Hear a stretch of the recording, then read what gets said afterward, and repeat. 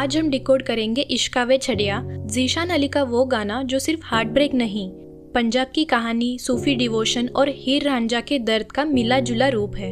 इस गाने की सबसे इंटरेस्टिंग बात पता है क्या है? एक्टर्स इंडियन है और सिंगर्स पाकिस्तानी। ये गाना प्यार की खूबसूरती भी दिखाता है और वक्त की बेरहमी भी। इश्का वे उन लोगों के लिए है जिन्हें प्यार मिला पर साथ नहीं। गाना शुरू होता है एक बहुत इनोसेंट लव स्टोरी जैसे मूवीज में लव स्टोरी की स्टार्टिंग में बटरफ्लाइज फील होते हैं ना, बिल्कुल वैसे। एक लड़का अपने दोस्त को चुपके से बताता है कि उसका क्रश सामने से आ रहा है और वो लड़का ऑलरेडी एक पेपर पे कुछ लिखता हुआ दिखता है। आगे जाके वो चूड़ी वाले के पास जाकर चुपके से लड़की को पेपर पास करता है, जिससे पता चलता है कि वो पेपर में उसके लिए ही मैसेज लिख रहा था। देखो कैसे खुश होता है जैसे ही लड़की लेटर एक्सेप्ट करती है। अब यहाँ लोगों में बड़ा कंफ्यूजन था कि सॉन्ग इंडिया में शूट हुआ या पाकिस्तान में, पर मैंने जब ये लेटर को पॉज करके पढ़ा तो पता चला कि किला मुबारक जहाँ वो उससे मिलने बुलाता है वो पटियाला में है। मतलब सॉन्ग पूरा इंडिया के पटियाला सिटी में शूट हुआ। ये किला कभी पटियाला के महाराजा का घर था। It has witness loyalty change with time, power fade and promises break, और इसीलिए इस गाने के मूड को परफेक्टली मैच करता है। जैसे हम अपने दिल की बात सुनाने आए और सामने वाला इतना बेपरवाह हो चुका है, जैसे पुरानी दीवारें जो सिर्फ सुनती है, कुछ जवाब नहीं देती। मतलब हम उसे देखते रहे और वो देखना भी नहीं चाहते, जैसा इस गाने में भी दिखाया गया है।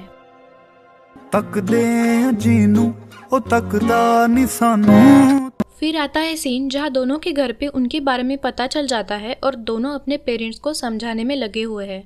यहाँ बैकग्राउंड में लगा है हीर वरिश शाह का पोस्टर, और ये कोई रैंडम पोस्टर नहीं।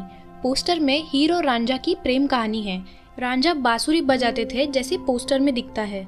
18वीं सेंचुरी के पंजाबी सूफी पोएट वरिश शाह ने इस कहानी को लिखा, जिसमें प्यार के साथ साथ सोसाइटी, इज्जत और रिवाजों का क्रिटिसिज्म है। आज भी जंग पाकिस्तान में उनकी कब्र पर लोग प्यार की दुआ मांगने आते हैं। ये लिरिक्स सुनो।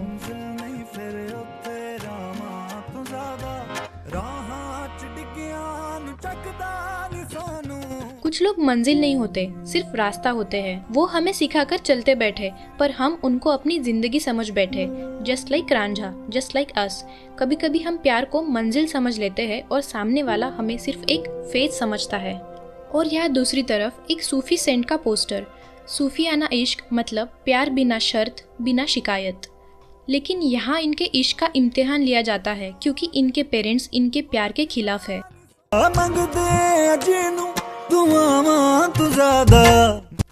मतलब मैं दिल से तुम्हें मांग रहा हूँ, सिर्फ एक दुआ की तरह नहीं, बल्कि अपनी पूरी रूह की जरूरत की तरह।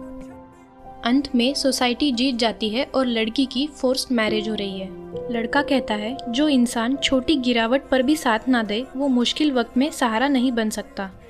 प्यार मतलब सिर्फ मिलना नहीं होता, गिरने पर हाथ पकड़ना भी होता है। पर इस कहानी में कोई हाथ नहीं बढ़ा। इन दोनों की कहानी बिल्कुल हीर रांझा की ट्रेजिक लव स्टोरी जैसी है, जो सोसाइटल स्ट्रगल और फोर्स्ड मैरिज के वजह से कभी पूरी नहीं हुई।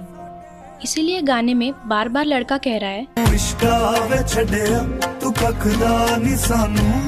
वो यहाँ इश्क एज अ पर्सन इश्क को कह रहा है कि तुम हमें बिल्कुल खाली छोड़ गए। यहाँ सिंगर इश्क से बात कर रहा है, जैसे इश्क कोई इंसान हो जो लोगों की किस्मत लिखता है।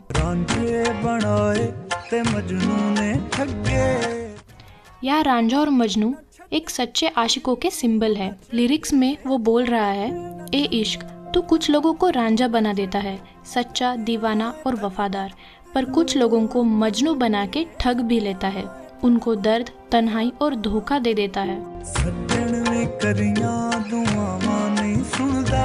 फिर से इश्क से ही कह रहा है कि मैंने अपने सज्जन के लिए कितनी दुआएं मांगी, पर तू उन दुआओं को सुनता ही नहीं। तू करीब तो ले आता है, पर हमें पूरा अपना कभी मानता ही नहीं। काफी दिनों बाद ऐसा सॉन्ग आया है जिसमें तबला और हारमोनियम दोनों एक साथ बज रहे हैं। दे स्टोल द लाइमलाइट। अगर आपको तेलुगु नहीं आती और आपको पता नहीं है कि ग्लोब ट्रॉटर सॉन्ग किस बारे पे है, तो आप ये वीडियो देख सकते हो। Subscribe for more such song डिकोड्स। Thanks for watching.